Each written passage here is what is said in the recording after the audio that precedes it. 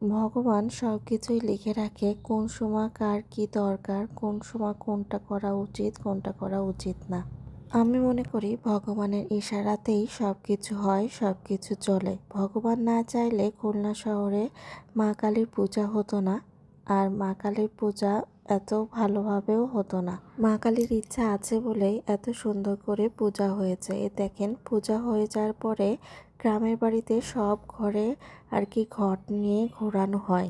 তাই এই ঘরেই সব ঘট নিয়ে ঘোরাচ্ছিল ভাই, দুই ভাইতে। আর ওরা আর কি উপোস ছিল, সেই জন্য ওরাই ঘোরাচ্ছিল। এই যে পূজা হয়ে গিয়েছে, এখন প্রসাদ দেওয়ার পালা, সবাইকে প্রসাদ দেওয়া হবে।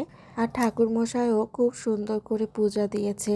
আর এই যে দেখেন, ঢাকিও খুব সুন্দর করে বাজাচ্ছিল। ঢাকের বাজনা শুনলেই মনটা আনন্দে নেচে ওঠে, মেয়ের মতো বলতে হয়। আর এই যে দেখতে পাচ্ছেন, আমাদের সব পিসতো বোনরা, পিসির মেয়েরা, মানে জ্যাঠাতো পিসির মেয়েরা, জ্যাঠাতো পিসিরা খুলনাতে সবাই থাকে মোটামুটি। তাদেরকে সবাইকেই বলা হয়েছিল, আর জ্যাঠাদেরও বলা হয়েছিল। আসলে সবাই তো ব্যস্ততার মধ্যে যারা সময় করে আসতে পেরেছে তারাই এসেছে। আর এই যে উপোস ভেঙে এখন ডাবের জল খাবে সবাই, যারা উপোস ছিল। আমিও উপোস ছিলাম। আর পূজার ভোগের আয়োজনে ছিল খিচুড়ি, পায়েস, তরকারি, ছানা, বেগুন ভাজা। এই তো, এইগুলোই ছিল। আর আপনাদের সাথে শেয়ার করলাম। এখন আমি আর মিঠু মাসি মিলে আমরা খাবারের প্লেট গুছিয়ে দিচ্ছিলাম সবাইকে, কারণ অনেক লোকজনই ঘরের ভিতর ছিল। সবাইকে টেবিলে বসে খাওয়াতে গেলে অনেক দেরি হয়ে যাবে, তাই একবারে করে সবাইকে প্রসাদ সাজিয়ে দিচ্ছিলাম।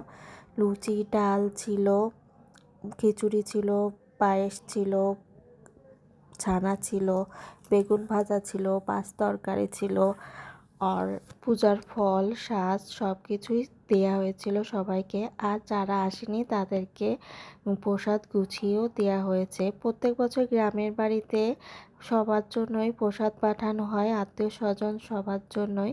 এবছর যেহেতু খুলনাতেই পূজা হয়েছে, খুলনায় পূজা হওয়ার সাথে সাথেই প্রায় বাড়িতেই প্রসাদ দেওয়া হয়েছে। আর এখন আসলাম পরের দিনই রান্না বান্নাতে। আত্মীয় স্বজন ছিল পরের দিনই রান্না বান্নাতে। বাবা সকাল সকাল যে খাসির মাংস, রুই মাছ কিনে নিয়ে এসেছিল। আর রান্নার লোক রাখা হয়েছিল, কারণ মা তো শরীর খারাপ। মা একা যেইটুকু করেছে সেইটুকুই মা অসুস্থ হয়ে পড়েছিল।